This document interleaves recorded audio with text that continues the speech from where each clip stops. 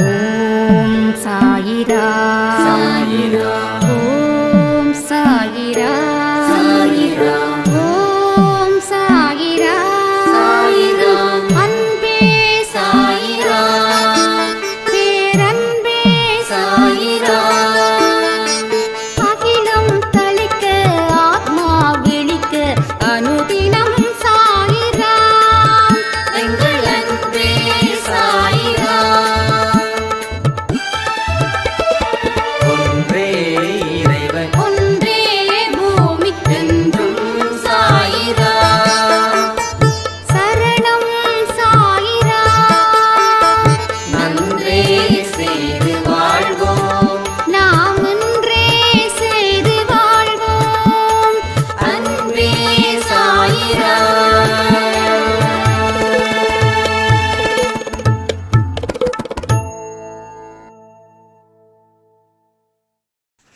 சாய்ராம். என் உயிரின் உயிரானவர்களே, மனசு ஏதாவது ஒன்று சொல்லிக்கிட்டே இருக்கும். அதனால வாழ்க்கையில் நாம பல விஷயங்களை விட்டுடுவோம். ஒரு சந்தோஷமா இருக்கிறத கூட இந்த மனசு விரும்பவே விரும்பாது. ஒரு நல்ல விஷயத்தை செய்யணும் அப்படின்னு நாம் நினைப்போம். எல்லாம் கரெக்டாக இருக்குதுன்னு நம்புவோம். ஆனால் செய்யணும் அப்படின்னு ஒரு நேரத்தை நாம் குறிக்கும்போது அந்த நேரத்தில் நாம் எதையுமே செய்ய மாட்டோம். இது காலங்காலமாக நடந்திருக்கும். ஒரு ஸ்டேஜில் காலம் கடந்ததுக்கப்புறம் நமக்கு இதுவே ஒரு குற்ற உணர்ச்சியாக வந்து சேர்ந்துடும். எவ்வளவு விஷயங்கள் நம்ம முயற்சி பண்ணோம், ஆனால் தோத்துக்கிட்டுமே இருக்கிறோமே அப்படின்னும் அந்த மனசு உங்களை நம்ப வைக்கும்.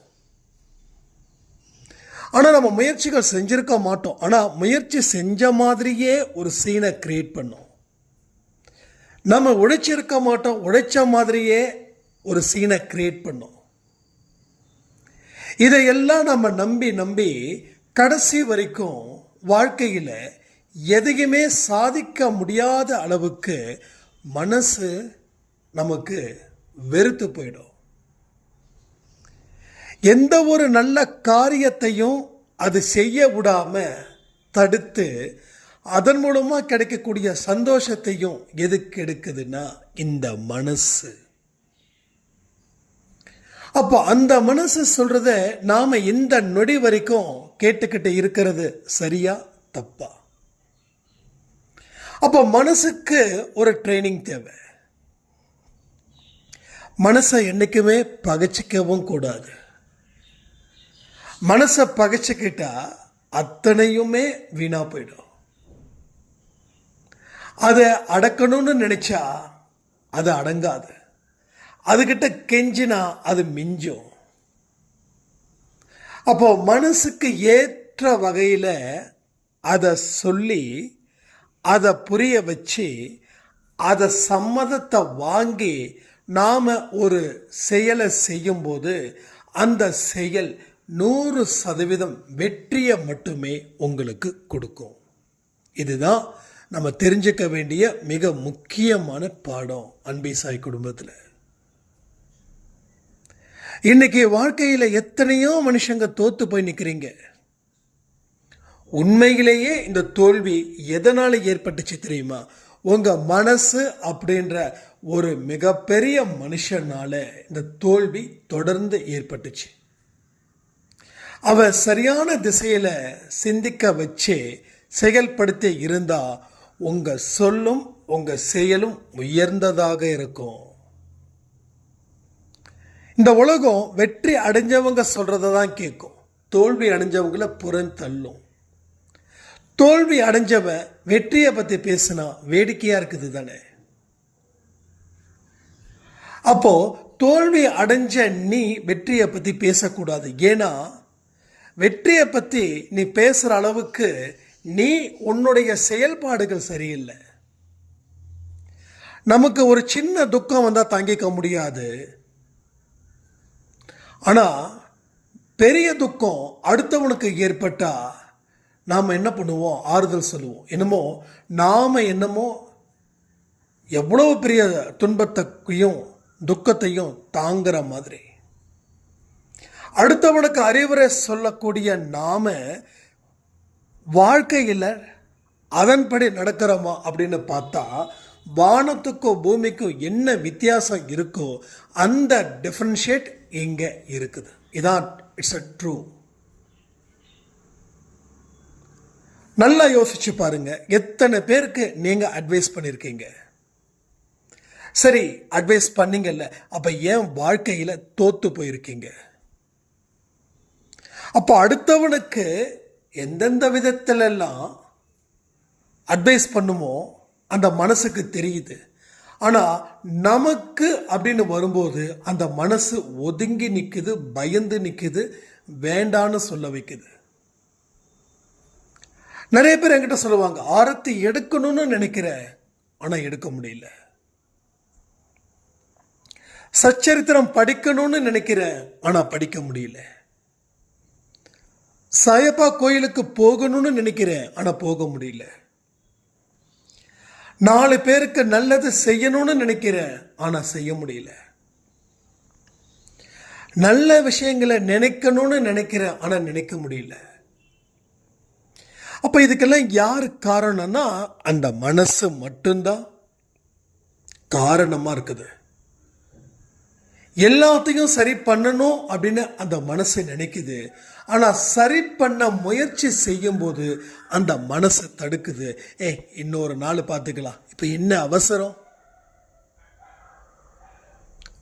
இன்னும் கொஞ்ச நாள் கழிச்சு பார்த்துக்கிறது, என்ன ஆயிட போகுது, பார்த்துக்கலாம் அப்படின்ற மாதிரி மனசு ஒரு குருட்டு நம்பிக்கையை ஏற்படுத்துது. அந்த குருட்டு நம்பிக்கை உங்க வாழ்க்கையில கொண்டு போய் கவுத்துடுது. அதிகப்படியான நம்பிக்கையை ஏற்படுத்துறதும் இந்த மனசு தான். அதன் மூலமா ஆபத்தை உருவாக்குறதும் இந்த மனசு தான். ஆபத்தை உருவாக்கி அதன் மூலமா கஷ்டப்படுறதும் இந்த மனசு தான். அதற்கு ஒரு காரணத்தை கற்பிப்பதும் இந்த மனசு தான். அப்போ எல்லா விஷயத்திலையும் இந்த மனசு தான் பெரும் பங்கு வகிக்குது அப்படின்றத நீங்க புரிஞ்சுக்கிட்டீங்கன்னா இந்த சூழ்நிலையில இருந்து நீங்க தப்பிச்சு ஒரு நல்ல சூழ்நிலையை ஏற்படுத்தி அங்க ஒரு நல்ல வாழ்க்கையை நீங்க தொடங்கலாம். ஸோ வாழ்க்கையோட ஸ்டார்டிங் பாயிண்ட் தான் முக்கியம். அந்த ஸ்டார்டிங் பாயிண்ட்டை பேஸ் பண்ணி உங்களுடைய நகர்வுகள் இருக்கணும். அதுக்கு நீங்கள் மனசுக்கு ட்ரைனிங் கொடுக்கணும். அப்போ மனசை என்ன பண்ணணும்? நம்ப வைக்கணும். மனசை முழுக்க முழுக்க நம்ப வைக்கணும். என்னன்னா உன்னால முடியும், உன்னால சாதிக்க முடியும், உன்னால இந்த சூழ்நிலையை சாதகமா மாற்ற முடியும், உன்னால எளிதில் வெற்றி அடைய முடியும், உன்னால காலையில் 4 மணிக்கு எழுந்திருக்கவும் முடியும், சச்சரிதம் படிக்கவும் முடியும், மெடிடேஷன் செய்யவும் முடியும். துன்பத்தில் இருந்து நீ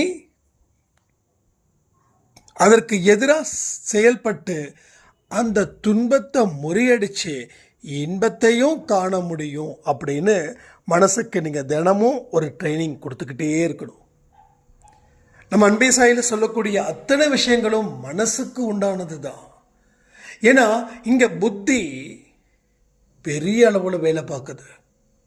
மனசு ஒரு விஷயத்தையும் மூளையில் கொண்டு போய் ரெஜிஸ்டர் பண்ணுது. உனக்கு ஒரு கஷ்டம் வந்துடுச்சுன்னா நீ ஒரு சந்தோஷமான வழியை தேடு. அப்போ மனுஷங்க நமக்கு ஒரு கஷ்டம் வந்துடுச்சுன்னா சந்தோஷமான வழியை தேடுறது உண்மை. ஆனால் அந்த வழி எப்படி இருக்குதுன்னா 90% தீய எண்ணங்களை சேர்க்கக்கூடிய வழிகளாக இருக்குது. அப்போ நம்மளுடைய பாசிட்டிவ் அந்த நெகட்டிவ் தாட்ஸ் இருக்கே அது டாமினேட் பண்ணுது. டாமினேஷன் பயங்கரமாக நடக்குது. அந்த நெகட்டிவிட்டி தான் படாத பாடுபடுத்தி எடுக்குது. அப்போ நமக்கு ஒரு கஷ்டங்கள் வந்துருச்சுன்னா நம்ம என்ன பண்ணணும்? நம்ம ட்ரெயின் அப் பண்ணணும். இல்லை, இது கஷ்டம் இல்லை, இதை நம்ம சரி பண்ணிடலாம். நம்மால் என்ன இல்லை, நம்மக்கிட்ட என்ன இல்லை. நீங்கள் என்ன இல்லை அப்படின்னு நினைக்கும் போதே நீங்கள் அந்த இடத்த எதிர்த்து போரிட்டு ஜெயிக்க போறீங்கன்னு அர்த்தம். நிறைய பேர் தூக்கம் வரல, இது பெரிய விஷயமா இருக்குது. இங்கே பல பேர் என்கிட்ட ஒரு சாய்ராம் சொல்ல ஆரம்பித்ததுக்கப்புறம் பல பேர் அந்த தூக்கம் சரியில்லை அப்படின்ற ஒரு முடிவுக்கு வந்துட்டாங்க. என்னால் தூங்க முடியாது, மாத்திரை போட்டாலும் தூங்க முடியாது, மாத்திரை போடலைனாலும் தூங்க முடியாது, தூங்குவதற்குள்ள எத்தனை முயற்சிகள் எடுத்தாலும் என்னால் தூங்க முடியாது, பிரார்த்தனைகள் எவ்வளோ பண்ணாலும் அது நடக்காது. அப்போ உங்கள் மனசு தீவிரமாக நம்ப வைக்கிறீங்க. நல்லா புரிஞ்சுக்கோங்க, எதை உங்கள் மனசை நம்ப வைக்கிறீங்களோ அதே போல் நல்ல எண்ணங்களையும் நம்ப வைக்க முடியாத என்ன. கொஞ்சம் ஃப்ரீயாக கேளுங்க, ரொம்ப டைட்டாக கேட்காதீங்க. முடியாதுன்னு ஒரு விஷயத்த மனசு நினைக்கும் போது முடியும் அப்படின்ற விஷயத்த மனசை நினைக்க வைக்க தெரியாதா? சொல்லுங்க. அப்போ எல்லா விஷயத்தையும் நாம் என்ன பண்ணுறோம்? செய்கிறோம். ஆனால் நல்ல விஷயத்துக்கு எந்த ஒரு விஷயத்தையும் எந்த விதமான மனநிலையையும் நாம் தயார் செய்வதில் கோட்டை விட்டுக்கிட்டே இருக்கோம். நம்மளுடைய மெயின் பிரச்சனை இதுதான். எல்லாருக்கும் இருக்கக்கூடிய பிரச்சனை இதுதான். உன்னுடைய மனசை தயார் செய்யாம நீ கடவுளை கூட வணங்கவே முடியாது. கடவுளை கூட வணங்க முடியாது. உன்னுடைய மனதை தயார் செய்யாமல் அடுத்த அடியை கூட நல்ல அடியா எடுத்து வைக்கவும் முடியாது. எங்க நான் விழுந்துருவனோ அப்படின்னு மனசு தீவிரமா நினைக்குது, கீழே விழுந்தாச்சு. நீங்க நினைச்சதால தான் இங்க நடக்குது, நீங்க நினைக்காதத நடக்கல. நம்ம நினைச்சது 10% நன்மைகள், ஆனா 90% தீமைகள். பெர்சன்டேஜ் எது அதிகமா இருக்குது? 90% தீமைகளை நீ ரிப்பீட்டடா நினைச்சதால உனக்கு தீமை வந்து சேர்ந்தது. அப்போ 90% நன்மைகளை நினைச்சு பார்த்தா உன் வாழ்க்கையில் நன்மைகள் மட்டுமே கிடைக்கும். ஆனால் உனக்கு தீமைகள் வந்ததுக்கு காரணம் நீ 90% தீமைகளை நினைச்சதால. அப்போ இதுதான் பெரிய சேலஞ்ச். முதல்ல ஒரு விஷயத்தை நான் சரி பண்ணணும்னு நினைக்க வேண்டாம். ஆனால் அதற்கு உண்டான பொது விதிகளை நீங்கள் தெரிஞ்சுக்கோங்க. நீங்கள் தெரிஞ்சுக்கிட்டா மட்டும்தான் அதில் இருந்து விடுபடவே முடியும். அப்போ நாம் நினைச்ச விஷயங்கள் குறைவு, நான் நினைக்கவே இல்லையே அப்படின்ற விஷயம் ஜாஸ்தி. ஆனால் அதிகமாக எதை நினைச்சிருக்கோமோ அதுதான் நம்ம வாழ்க்கையில் நமக்கு ரிசல்ட்டாக வந்து சேருது. இந்த நிமிஷம் வரைக்கும் கடவுள்கிட்ட நீங்கள் கேட்ட ஒரே கேள்வி என்ன தெரியுமா? என்னுடைய பிரச்சனைகளை தீரு. ஆனால் உங்கள் மனசு அதுக்கு எப்படி ரியாக்ட் பண்ணுது தெரியுமா? உன் பிரச்சனைகள் இந்த ஜென்மத்தில் தீராது. கடவுள்கிட்ட கேட்ட ஒரு கேள்வி, ஒரு ரெக்வஸ்ட், என்னுடைய பிரச்சனையை தீரு. ஆனால் மனசுக்குள்ள ஆழமான ஒரு தாட் என்ன அப்படின்னா, என்னுடைய பிரச்சனைகள் எவ்வளவு இருந்தும் அது என்னால் கண்டிப்பாக தீர்க்க முடியாதுன்னு உங்கள் ஆழ் மனசில் ஒரு பெரிய மந்திர சொல் இருக்குது. அதுதான் உங்களுடைய மிகப்பெரிய வில்லனிசமாக இருந்துக்கிட்டே இருக்கு. அது ஹீரோயிசம் பண்ணிக்கல, அது வில்லன் வேலையை பண்ணிக்கிட்டு இருக்குது. அப்போ உன்னுடைய பிரச்சனையை தீர்க்க முடியும், என்னுடைய சாயப்பா தீர்ப்பாரு அப்படின்ற ஒரு விஷயத்தை நம்புறவங்க இங்க ஜெயிக்கிறாங்க. அந்த விஷயத்தை நம்பாதவங்க சாயப்பா மட்டும் இல்லை, அத்தனை கோயில் குளத்துக்கும் போறாங்க அந்த பிரச்சனைகள் தீர்க்க வேண்டும் அப்படின்னு. இங்கே நிறைய பேர் என்ன பண்ணுறோம் தெரியுமா? கடவுள்கிட்ட நிறைய பிரார்த்தனை பண்ணுறோம், ஆனால் பிரார்த்தனை பலிக்கலை அப்படின்ன உடனே பயம் வந்துடுது, நடுக்கம் வந்துடுது, நம்மளுடைய வேலையில் கவனத்தை செலுத்தலை, அதன் மூலமாக ஒரு ப்ரெஷர், ஆல்ரெடி இருக்கக்கூடிய ப்ரெஷர், இந்த 2 வேலையும் சரியாக செய்ய முடியாமல் இருக்கிறதால எதிர்காலம் பெரிய கேள்விக்குறியாக மாறிடுது. இதுக்கெல்லாம் ஒரு பின்னாடி இருக்கக்கூடிய ஒரு முக்கியமான விஷயம் என்னென்னா, எதையுமே ஏற்றுக்கிற பக்குவம் நமக்கு இல்லை. அந்த பக்குவம் வந்துடுச்சுன்னா உங்கள் வாழ்க்கையில் நீங்கள் இருக்கக்கூடிய இடம் வேறு. ஆனால் நீங்கள் இப்போ இருக்கிற இடம் இந்த இடம். நீங்கள் எங்கே இருக்கணும்? எட்டாத தூரத்தில் நீங்கள் இருக்கணும். கடவுள் இருக்க வைக்கிறார். ஆனால் நீங்கள் எங்கே இருக்கீங்க அப்படின்றது உங்களுக்கே தெரியும். ஒரே பிரச்சனை என்னன்னா, உங்களுக்குள்ள இன்னைக்கு இப்படிப்பட்ட ஒரு ப்ராப்ளம் இருக்கு, இதை உடனுக்கு உடனே சரி பண்ணிடணும் அப்படின்னு நினைக்கிறீங்க. அதுக்கு டைம் நீங்களே ஃபிக்ஸ் பண்ணுறீங்க. 24 மணி நேரத்துக்குள்ளே எனக்கு முடிக்கணும் அப்படின்னு வேறு எந்த ஒரு வேலையும் செய்யாமல் எந்த ஒரு விஷயத்தை தீவிரமாக திங்க் பண்ணிக்கிட்டு இருக்கோமோ அந்த விஷயம் உங்களுக்கு நெகட்டிவாகவே மாறிடும்.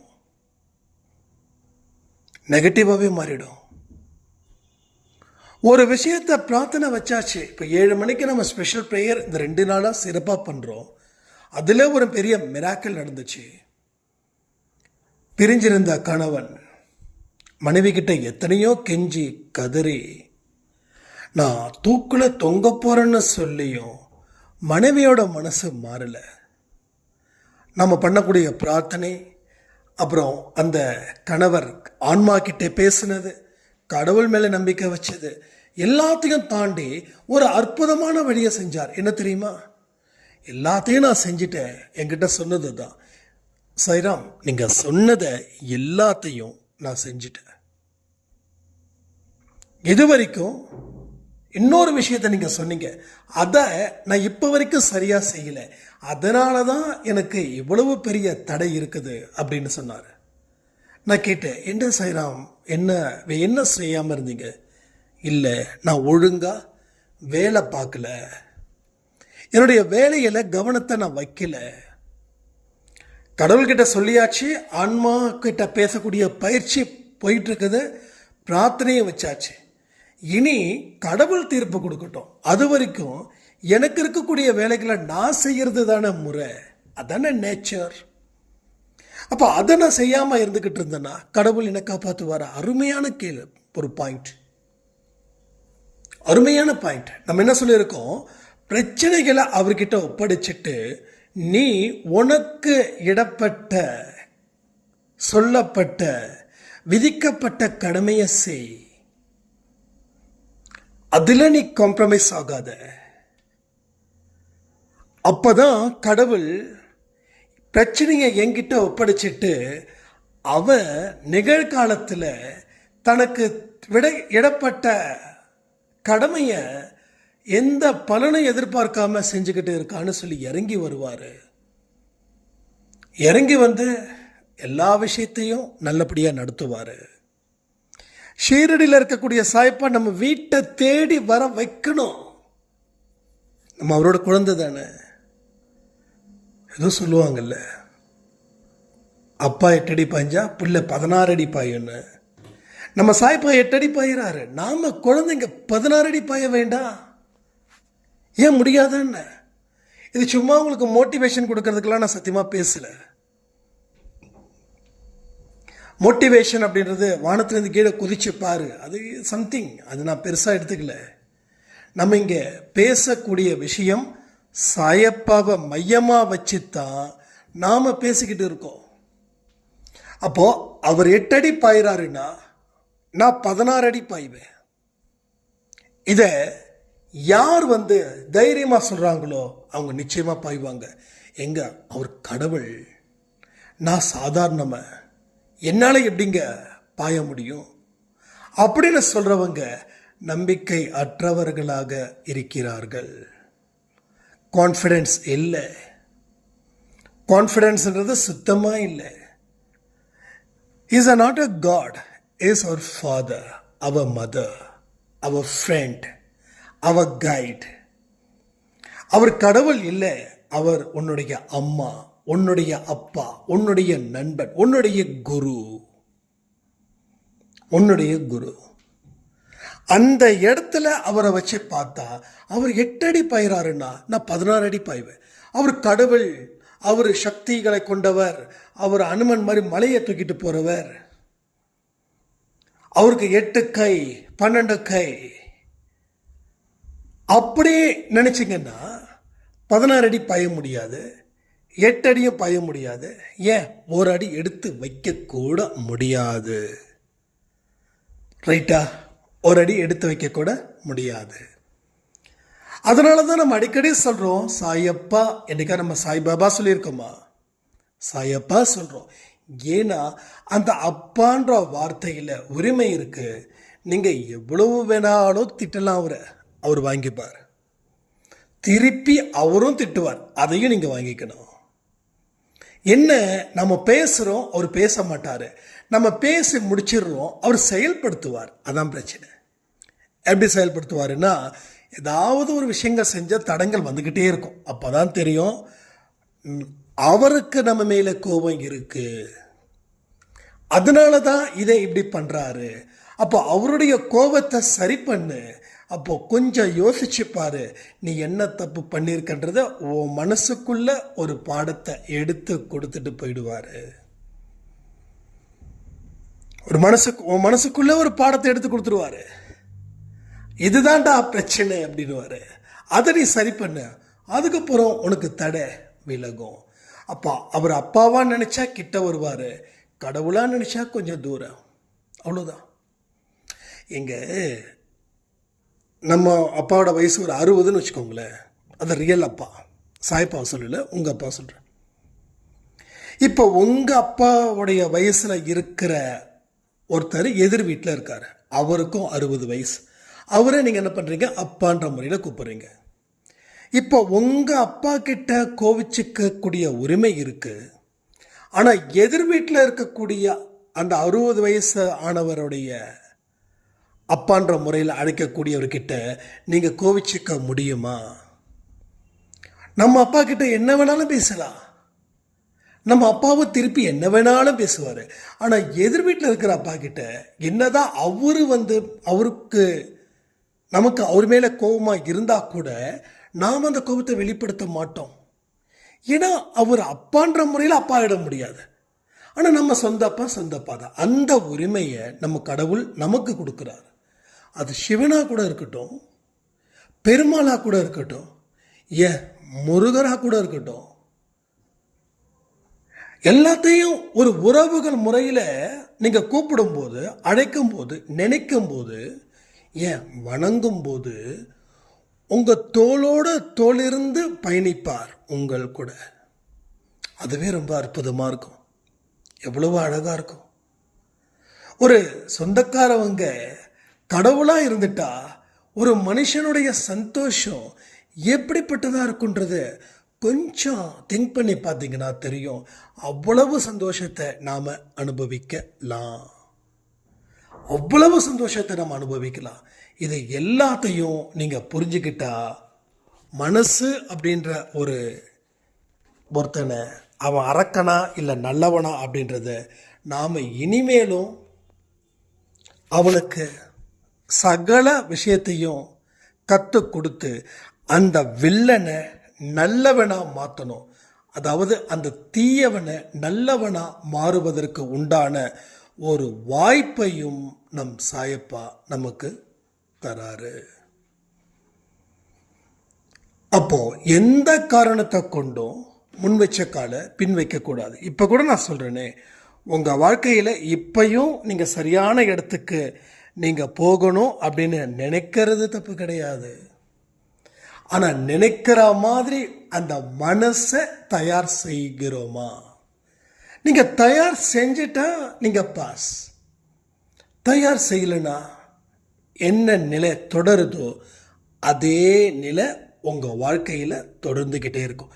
அப்போது இந்த நிலை தொடரணும் அப்படின்றதுக்காகவா நம்ம இவ்வளோ முயற்சி பண்ணுறோம்? இல்லை அப்படி இல்லைல்ல. ஏன்னா இந்த நிலை எனக்கு பிடிக்கல. என் வாழ்க்கையில் இந்த மாதிரியான ஒரு சிச்சுவேஷன் எனக்கு பிடிக்கல. நான் இதில் இருந்து தப்பிக்க நினைக்கிறேன். இதில் இருந்து ஒரு நல்ல வாழ்க்கையை ஆரம்பிக்கணும்னு நினைக்கிறேன்.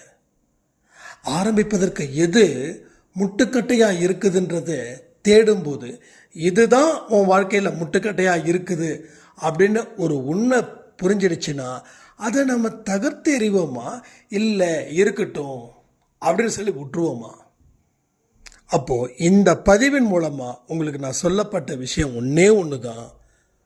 உங்கள் எல்லாத்துக்கும் காரணமாக இருப்பது இந்த மனசு. இந்த மனசை சொல்கிறத கொஞ்ச நாள் கேட்காதீங்க. நீங்கள் மனசுக்கு எஜமானனா மாறுங்க. ஏன்னா வேலைக்காரன் இடத்துல தான் இருக்கணும், எஜமானன் அவன் இடத்துல தான் இருக்கணும். இது ஒரு சாங் ஒன்று வரும், கண்ணதாசன் சாங். பரமசிவன் கழுத்திலிருந்து பாம்பு கெட்டது, கருடா நீ சௌக்கியமா, இருக்கும் இடத்தில் இருந்து கொண்டால் எல்லாம் சௌக்கியமே, கருடன் சொன்னது அதில் அர்த்தம் உள்ளது அப்படின்னு. இருக்கிற இடத்துல இருந்தாதான் மரியாதை. மனசு எந்த இடத்துல இருக்கணுமோ அங்கே இருந்தாதான் உங்களுக்கு மரியாதை. அது வேற இடத்துல இருந்துருச்சுன்னா உங்களுக்கு மரியாதை இல்லை, அவமரியாதை.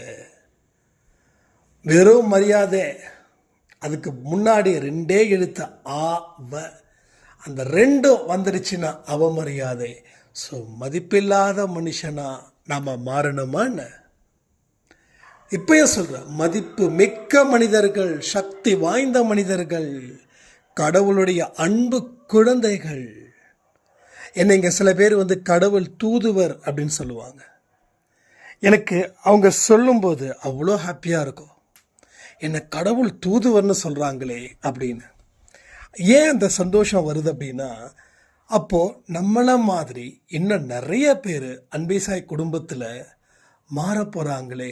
அப்போ எத்தனை தூதுவர்கள் அன்பேசாய் குடும்பத்தில் கிடைக்கிறாங்கன்னு நினைக்கும்போது சந்தோஷப்படாமல் இருக்க முடியுமா என்ன? ஸோ அவ்வளோ ஒரு ஹாப்பியஸ்டான மூமெண்ட்.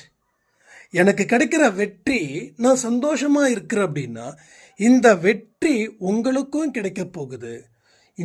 நான் 10 மடங்கு வெற்றி அடைஞ்சிருக்கேன்னா நீங்கள் 100 மடங்கு, 1000 மடங்கு, லட்சம் மடங்கு, கோடி மடங்கு நீங்கள் அடைஞ்சே தீருவீங்க. ஏன்னா ஒவ்வொரு மனுஷனுடைய கர்மாக்களும் அன்பேசாய் பதிவின் மூலமாக நீக்கப்படுகிறது. சொன்னது ஒரு சாய்ரா. கேட்கறதாலேயே அந்த அன்பேசாய் பதிவுகளை கேட்கும் போதே கர்மாக்கள் நீக்கப்படுகிறது. நீங்கள் என்ன பண்ணுறீங்கன்னு உங்களுக்கே தெரியாமல் நீங்கள் பண்ணுறீங்கன்னு சொல்லி ஒரு சாய்ராம் 85 வயசு இருக்கும். அவங்க அவ்வளோ அழகாக ஒரு ஆடியோ கொடுத்துருந்தாங்க.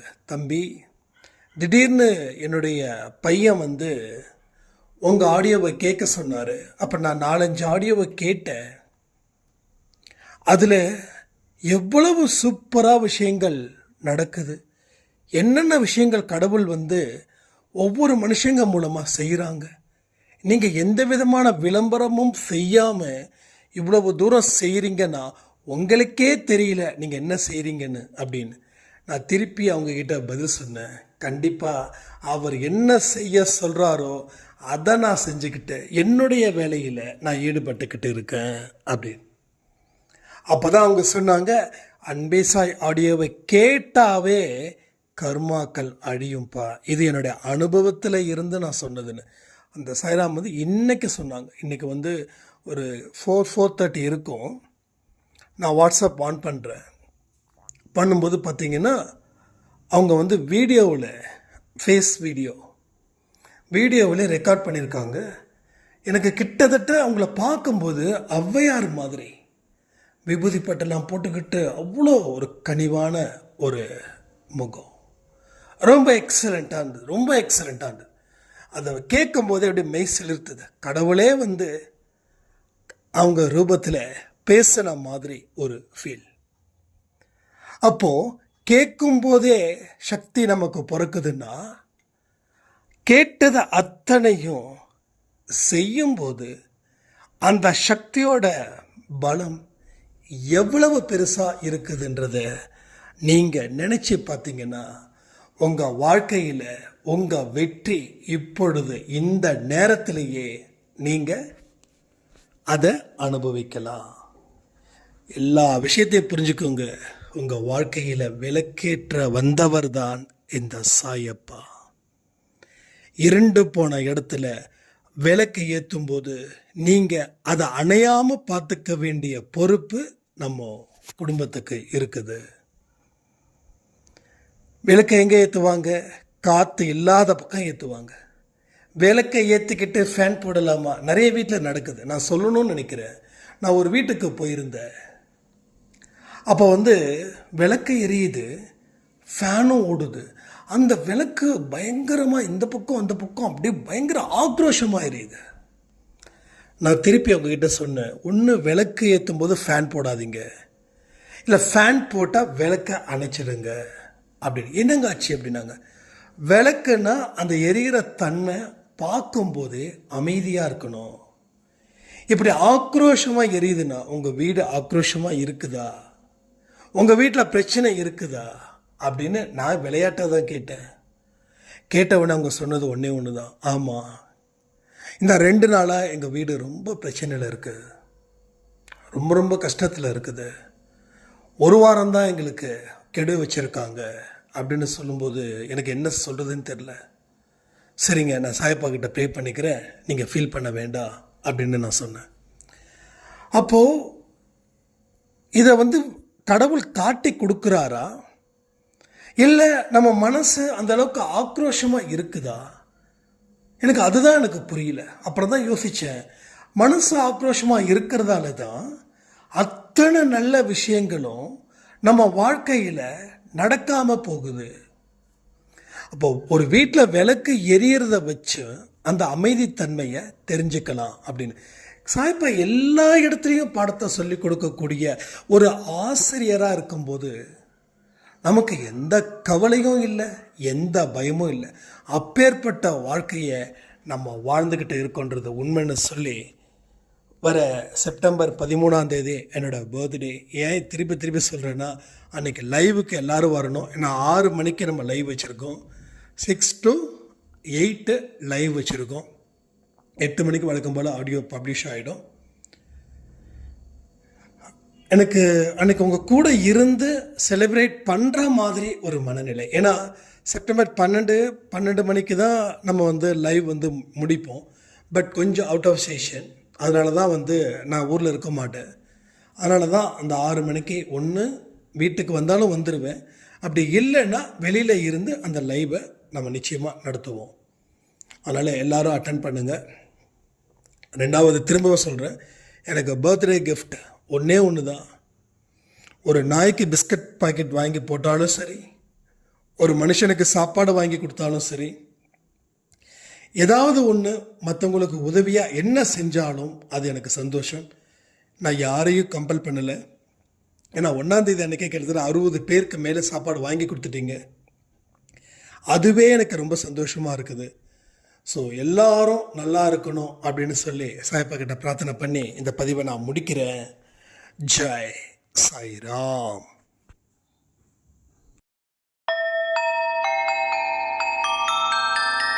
ஓம் சாயிரா சாயிரா.